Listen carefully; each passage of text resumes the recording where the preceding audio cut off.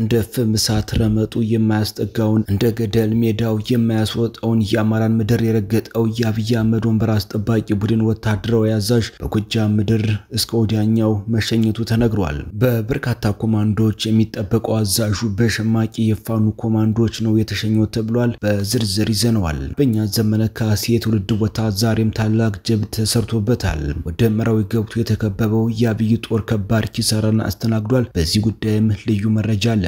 ለሶስት ቀናት በወሎ ሰንሰለታማ ተራሮች እየተካሄደ ያለው ከባድ ውጊያ ዛሬም ቀጥሎ ፋኖ በታላቅ ድል እየገሰገሰ ነው። በዚህ ጉዳይም ልዩ መረጃ ይዘናል። በጎንደር አደገኛው ሰላይ በፋኖ ቁጥጥር ስር ውሏል። እስከ መጨረሻው ድረስ አብራችሁን ከሆናችሁ ወደ እናንተ ይደርሳል። ሰላም ጤና ይስጥልኝ። የተወደዳችሁና የተከበራችሁ በመላው ዓለም የምትገኙ የሚዲያችን ቤተሰቦች እንደምንቆያችሁን አሁን ለሰዓቱ መደመጥ ያለባችሁንና ትኩረት የሚሹ በርከት ያሉ መረጃዎችን ይዘን ቀርበናል። እናንተም እስከ ዝግጅታችን ፍጻሜ አብራችሁን እንድትቆዩን በአክብሮት እየጋበዝን አሁን በቀጥታ ወደ ዝርዝር መረጃዎቹ እናልፋለን። አዛዡ በጎጃም መገደሉ ተነግሯል። በርካታ ቁጥር ባላቸው ክንደ ፈርጣማ ወገበ ቄጤማ ቀይ ቦኔት ለባሽ ኮማንዶዎች ተከቦ የሚንቀሳቀሰው የአብይ አህመድ ወንበር አስጠባቂ አዛዥ የሆነ አንድ ባለ ትልቅ ማዕረግ ወታደራዊ መኮንን ትናንት ለዛሬ አመሻሽ ላይ አድፍጠው ይጠብቁ በነበሩ የከተማ ኦፕሬሽን ማንዲስ ፋኖች መገደሉ ተነግሯል። በበርካቶች ዘንድ ጠባቂዎቹን የት ያመጣቸው ነው የሚባልለት ይሄ ወታደራዊ አዛዥ በአርበኛ ዘመነ ካሴ በሚመራው የፋኖ አደረጃጀት ነው የተሸኘው የተባለ ሲሆን በቅርቡ በደብረ ማርቆስ ከተማ በነበረ ህዝባዊ ውይይት ፋኖን ዘራፊ ጽንፈኛና መሰል የማይገልጹት ቃላት ሲዘልፍ ነበርም ተብሏል። ከክልል እስከ ፌደራል ባሉ ዝግ ስብሰባዎች ሳይቀር ሰርጎ በመግባት መረጃ መንጥፈው የሚወጡት የፋኖ የደህንነት አባላት ሰውየው በተደጋጋሚ ፋኖን አጠፋለሁ በሚል እየዛተ እየማለና እየተገዘተ ነው በሚል መልእክት መላካቸውን ተከትሎ ነው የተሸኘውም ተብሏል። በክልሉ የተለያዩ አካባቢዎች እየተንቀሳቀሰ ሰራዊት የማበረታታት ስራ ይሰራል የሚባልለት አዛዡ ሁለቱ ጠባቂዎች ከተገደሉ ነው በሶስተኛው ጥይት የምድር ቆይታው የተቋረጠውም ተብሏል። የአብይ አህመድን መንበር አላስነካም ያለው አዛዡ የመጨረሻ አንድ ማስጠንቀቂያ በቅርቡ ተልኮለት እንደነበር የገለጹት ምንጮች የተሰጠውን ማስጠንቀቂያ ተቀብሎ ህይወቱን ከማዳን ይልቅ ለፋኖኒ አላንስምና መሰል ዘለፋዎችን በመላኩም ጭምር ነው ተሸኘ የገለጹልን ምንጮቻችን ከብራኑ ጁላ እስከ አበቡ ታደሰ ድረስ ያለ የታጣቂ ቡድን አመራር መሸኘቱ ይቀጥላል ብለዋል። በአዛዡ ትዕዛዝ የሚወጣ የሚወርደውን እግረኛ ታጣቂ እጅ እንዲሰጥ የማድረግ ስራ እየሰራን ነው ያለው ፋኖ በቅርቡ የአብይ አህመድን አገዛዝ ሙሉ በሙሉ ከአማራ ክልል ይውጣልንም ተብሏል። በፉከራ ገብቶ በፍራት የተናጠለ መውጣት እየተጣደፈ ያለው ቡድኑ ከአማራ ክልል አመራሮች ዘንድ ከበድ ያለ ተቃውሞ እንደገጠመውም ተሰምቷል። ይህ በእንዲህ እንዳለ በወታደራዊ አዛዡ ኮማንዶ ሙጅብ የተመራ የኮሎኔል ታደሰ ሙሉነ ብርጌድ መራዊ ከተማ ላይ በወዳደሩ ግርማ ከበደና ግብረ አበሮቹ ላይ እርምጃ መውሰዱን አስታውቋል። ድርጅታችን አማራ ፋኖ በጎጃም አንደኛ ክፍለ ጦር ኮሎኔል ታደሰ ሙሉነ ብርጌድ በሚያካልላቸውና በተቆጣጠራቸው ቀጠናዎች የጠላትን አሰላለፍና ስስ ብልት በማጥናትና በመረዳት ሰፊው የዚህ ትግል ፈርቀዳጅና ገፈት ቀማሽ የሚጫዝብ ለመታደግ በየጊዜው ራሱን እያደሰ በጠላት ላይ አጸፋዊ ምላሽ በመስጠት ላይ ይገኛል ምን ብሏል። የትግላችን አብዮት ለኩሰን ካቀጣጣልነው ጀምሮ 2 ዓመታትን ያስቆጠርን መስዋዕትነትን እየከፈልን ቢሆንም ትግላችን ከነጻነት ትግል የሉና ትግል ውስጥ እንዳለን ከሚጫልፎ መላው አማራና ያማራን የሉና ትግል የሚደግፉ ሁሉ በር ላይ መድረሳችንና ክንዳችን ኃይላችን በፈጣሪ እርዳታ የጠላቶቻችን ክንድ እየሰበርን እንደሆነ በስራችን ያስመሰከረን እንገኛለን ያለው ፋኖ ታዲያ ይሄን ያልተረዱ ለቅርብ ወራጆች ሰለባ የሆኑ ድርጅታችንን በቅንጭብ የተረዱና የናቁ እንዲሁም ለወዳቸው ያደሩ ዱክማኖች ሰፊ ድልና የትግል ሪዮት ያልተረዱ የእናቶቻቸውን ሆድ ረግጠው በወጡ ባንዳዎች ላይ ተደጋጋሚ ብርጌዳችን የምረጥ ጥሪ ቢያደርግም አሻፈረ ብለው ለወዳቸው ባደሩ ባንዳዎች ላይ በተጠና መልኩ እርምጃ መውሰድ ጀምረናል ምን ብለዋል። በዚህ መሰረትም በቀን 18 2017 ዓ.ም ከቀኑ 8 ሰዓት ላይ ብርጌዳችን ቆንጆዎችን ሰርጎ ወደ ከተማ በማስገባት በተጠና መልኩ በጀግኖቹ አይነቂ ኮማንዶዎች እርምጃ መውሰድ ተችሏል። በተወሰደው እርምጃም ትናንት ህዝባችንና ከድርጅታችን እንደተሰለፈ በማስመሰል የመራዊንና የአካባቢውን ህዝብ ጭንብል በመልበስ ሲዘርፍ ቆይቶ በብርጌዳችን ክትትል ሲደረግበት ያሰት ትርክት በመስራት ከጥራት ጋር የአርበኛ ዘመነ ካሴ ዋና ሎጂስቲክ ነኝ በሚል በውሸት ዶክመንተሪ ፊልም በመስራት ህዝባችን ሲያወናብድ የነበረና ህዝባችን ሚኒሻ በሚባል አጥቦ አይለብስ የተቋም ውስጥ ሆኖ ለጥላት ትልቅ ጉልበት የነበረ ግርማ ከበር የተባለ ወዳደር ባንዳና ነጻነት የተባለን ያድማን ብተና እስከ ወዲያኛው ሸኝቷቸዋል ሲል ፋኖ አስታውቋል። ይበንዲ እንዳለ የፋኖ ጠንካራ ይዞታዎች አስለቀቃሉ በሚል ምሽጉን የለቀቀው ያገዛዙ ኃይል ሰበውና ቁሳዊ ኪሳራ እየደረሰበት ሲሆን ፋኖም ይዞታዎችን በማስጠበቅ ሌሎች ድሎችንም እያስመዘገበ ይገኛል ሲል የአማራ ፋኖ ቢሮ ኃይል ምስራቅ አማራ ቀጠና ሚኒሊክ አስታውቋል። በአማራ ፋኖ ቢሮ ኃይል ወሎ ቀጠና ምስራቅ አማራ ኮራንድ ሀውጃኖ ሀውጃኖ ክፍለ ጦር ባለፉት 3 ቀናቶች ጠንካራ ይዞታዎችን ለማስለቀቅ የመጣን ያገዛዙን ኃይል ብርቱ ተጋድሎ በማድረግ ጠንካራ ይዞታዎችን በማስከበር ወደ መጣበት መልሰውታል ምን ብሏል።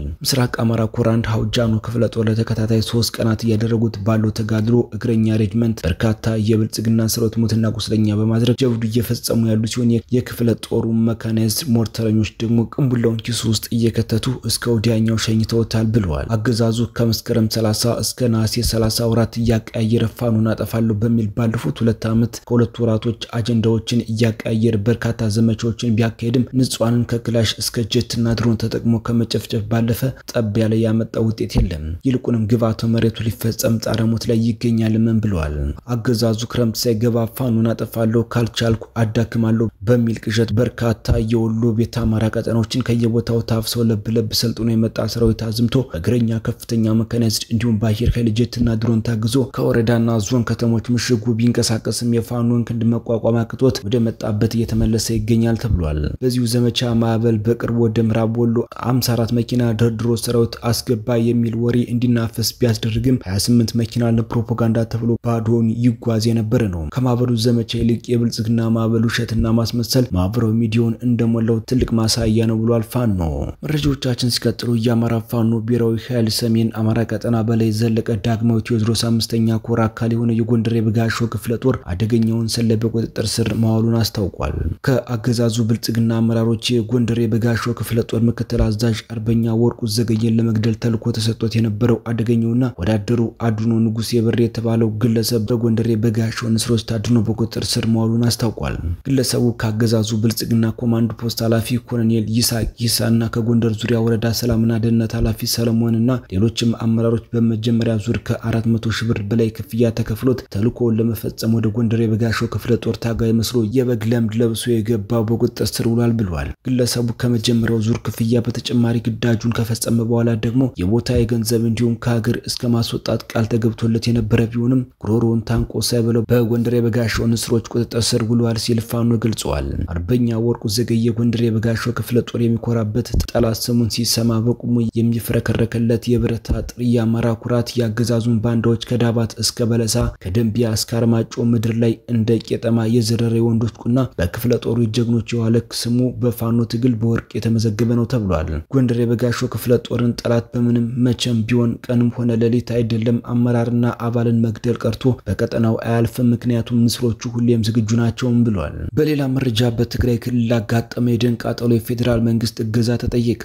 በሄሊኮፕተር የተደገፈ የዋርጭት እገዛ እንዲደረግ ነው የተጠየቀው። የትግራይ ክልል የአደጋ ስጋት አመራር ኮሚሽን ትናንት ሰኔ 18 2017 ዓ.ም ለፌደራል የአደጋ ስጋትና አመራር ኮሚሽን በደብዳቤ እንዳስታወቀው በትግራይ ምስራቃዊ ዞን አጽቢ ወረዳ ቃሊማን ቀበሌ ኃይሉ ብሉሃ ልዩ ቦታው በሚገኘው የዱሷ ጥብቅ ደን የእሳት ቃጠሎ አጋጥሟል ብሏል። በአፋር ክልል ልዩ ቦታ ገረብ ዋለ የጀመረው ቃጠሎ በኃይለኛ ነፋስ እየተስፋፋ ከፍተኛ ጉዳት በማድረስ ላይ ይገኛል ብሏል።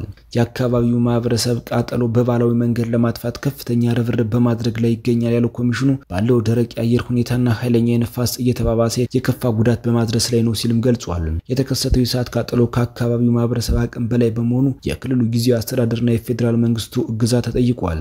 የእሳት ቃጠሎ በቁጥጥር ስር ለማዋል የፌደራል መንግስት በሄሊኮፕተር የተደገፈ የውሃ ርጭት እገዛ በአስቸኳይ እንዲያደርግ ኮሚሽኑ ጠይቀዋል። በመጨረሻ ዩናይትድ ኪንግደም የኒውክሌር ጦር መሳሪያ መያዝ የሚችሉ ተዋጊ ጀቶችን ልትገዛ ነው ተብሏል። የብሪታንያ መንግስት ትልቅ የተባለውንና የኒውክሌር መከላከያ ማስፋፊያ አድርጎ የገለጸውን ታክቲካል የኒውክሌር ጦር መሳሪያ መተኮስ የሚችሉ ደርዘን F-35A ተዋጊ ጀቶችን እንደሚገዛ አስታውቋል።